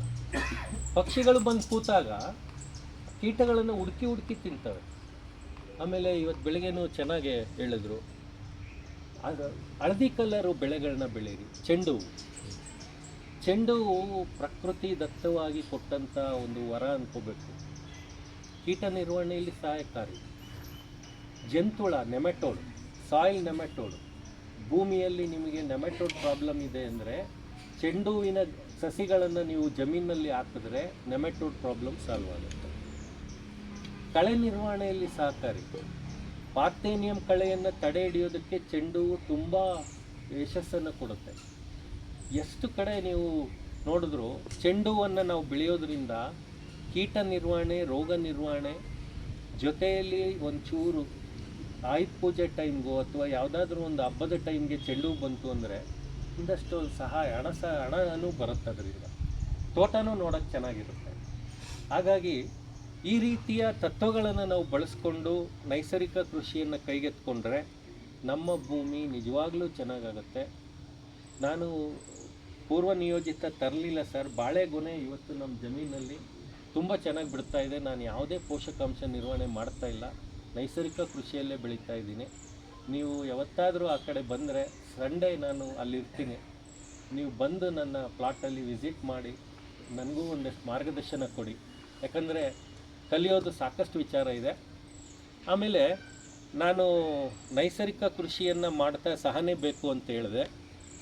ಸಹನೆ ಜೊತೆಯಲ್ಲಿ ನಾನೇನು ಮಾಡಿದ್ದೀನಿ ಅಂದರೆ ಎರೆಹುಳ ಗೊಬ್ಬರದ ಉತ್ಪಾದನೆಯನ್ನು ಮಾಡ್ತಾಯಿದ್ದೀನಿ. ಯಾಕೆ ಅಂದರೆ ನಾವು 4 ವರ್ಷ ಆದಾಯ ನೋಡೋದಿಲ್ಲ. ಆ 4 ವರ್ಷ ನಮಗೆ ಕೈ ಹಿಡಿಯೋದು ಯಾವುದು ಅಂದರೆ ಎರೆಹುಳ ಗೊಬ್ಬರ. ಈ ಎರೆಹುಳ ಗೊಬ್ಬರ ಯಾವುದ್ರಲ್ಲಿ ತಯಾರು ಮಾಡ್ತಾಯಿದ್ದೀನಿ ಅಂದರೆ ಎಲ್ಲ ಕಳೆಗಳಿಂದನೇ ಮಾಡ್ತಾಯಿದ್ದೀನಿ. ನನ್ನ ಜಮೀನಿನಲ್ಲಿ ಬರುವಂಥ ಎಲ್ಲ ಕಳೆಯನ್ನು ತಿಪ್ಪೆಗೆ ಹಾಕಿ ಎರೆಹುಳವನ್ನು ಬಿಟ್ಟು ಗೊಬ್ಬರವನ್ನು ತಯಾರು ಮಾಡಿ ಆ ಗೊಬ್ಬರದ ನಾನು ಸೇಲ್ ಮಾಡೋದ್ರಿಂದ ನನ್ನ ಲೇಬರ್ ಮ್ಯಾನೇಜ್ಮೆಂಟ್ ನಡೀತಾ ಇದೆ. ಅಂದರೆ ಅಲ್ಲಿ ಬಂದಿದ್ದ ದುಡ್ಡು ಅಲ್ಲಿಗೆ ಮ್ಯಾನೇಜ್ ಆಗ್ತಾ ಇದೆ. ಹಾಗಾಗಿ ನನಗೆ ಅಷ್ಟು ಹೊರೆ ಅನ್ನಿಸ್ತಾ ಇಲ್ಲ. ಎರೆಹುಳ ಗೊಬ್ಬರ ಒಂದು ಒಳ್ಳೆಯ ರೀತಿಯಲ್ಲಿ ಹೋಗ್ತಾ ಇದೆ. ಸೊ ಇವೆಲ್ಲ ಪೋಷಕಾಂಶ ನಿರ್ವಹಣೆಯಲ್ಲಿ ನಮಗೆ ಸಹಕಾರಿ. ಎರೆಹುಳ ಗೊಬ್ಬರದ ಜೊತೆ ಎರೆ ಜಲನೂ ಬರ್ತಾ ಇದೆ. ಎರೆ ಜಲವನ್ನು ಗಿಡಗಳಿಗೆ ನಾವು ಕೊಡೋದ್ರಿಂದ ಪೋಷಕಾಂಶ ನಿರ್ವಹಣೆ ಆಗುತ್ತೆ. ಆಮೇಲೆ ಎಷ್ಟೋ ರೈತರು ಪಾಪ ಬಂದು ಎರೆಹುಳವನ್ನು ತಗೊಂಡು ಹೋಗ್ತಾರೆ. ನಾನು ಸುಮಾರು ರೈತರಿಗೆ ಹಾಗೆ ಕೊಡ್ತೀನಿ, ತಗೊಳ್ಳಿ ಅಂತ. ಹಾಗಾಗಿ ಎರೆಹುಳ ಗೊಬ್ಬರವನ್ನು ತಯಾರು ಮಾಡಿಕೊಂಡು ನಾವು ಸಾಕಷ್ಟು ಮೈಕ್ರೋನ್ಯೂಟ್ರಿಯೆಂಟ್ಸು ಇವೆಲ್ಲವನ್ನು ಭೂಮಿಗೆ ಸೇರಿಸ್ಬೋದು. ಇವೆಲ್ಲ ನಮಗೆ ಭೂಮಿಯ ಫಲವತ್ತತೆಯನ್ನು ಹೆಚ್ಚಿಗೆ ಮಾಡುತ್ತೆ. ಇಷ್ಟು ಹೇಳಿ ನಾನು ಸರ್ ಮಧ್ಯೆ ಒಂದು ಪ್ರಶ್ನೆ ಇದೆ, ಹೇಳಿ. ಏಕದಳನ ಸೇರಿಸಿ ಹಾಕ್ಬೋದಾ? ಮಾಡಿ ಸರ್. ಏಕದಳ ಧಾನ್ಯ, ದ್ವಿದಳ ಧಾನ್ಯ ಮಾಡಿದಾಗ ನಿಮ್ಗೆ ಅಡ್ವಾಂಟೇಜ್ ಏನಾಗುತ್ತೆ ಗೊತ್ತಾ ಸರ್? ಏಕದಳ ಧಾನ್ಯಕ್ಕೆ 2 ಪಟ್ಟು ಸಾರಜನಕ ಬೇಕು, ದ್ವಿದಳ ಧಾನ್ಯಕ್ಕೆ 1 ಪಟ್ಟು ಸಾರಜನಕ ಬೇಕು. ಈ ದ್ವಿದಳ ಧಾನ್ಯ ಏಕದಳ ಧಾನ್ಯದ ಸಾರಜನಕವನ್ನು ಪೂರೈಕೆ ಮಾಡುತ್ತೆ, ಬ್ಯಾಲೆನ್ಸ್ ಮಾಡುತ್ತೆ. ಅದಕ್ಕೆ ಯಾವಾಗಲೂ ನೋಡಿ ರಾಗಿ, ಮುಸ್ಕಿನ ಜೋಳ,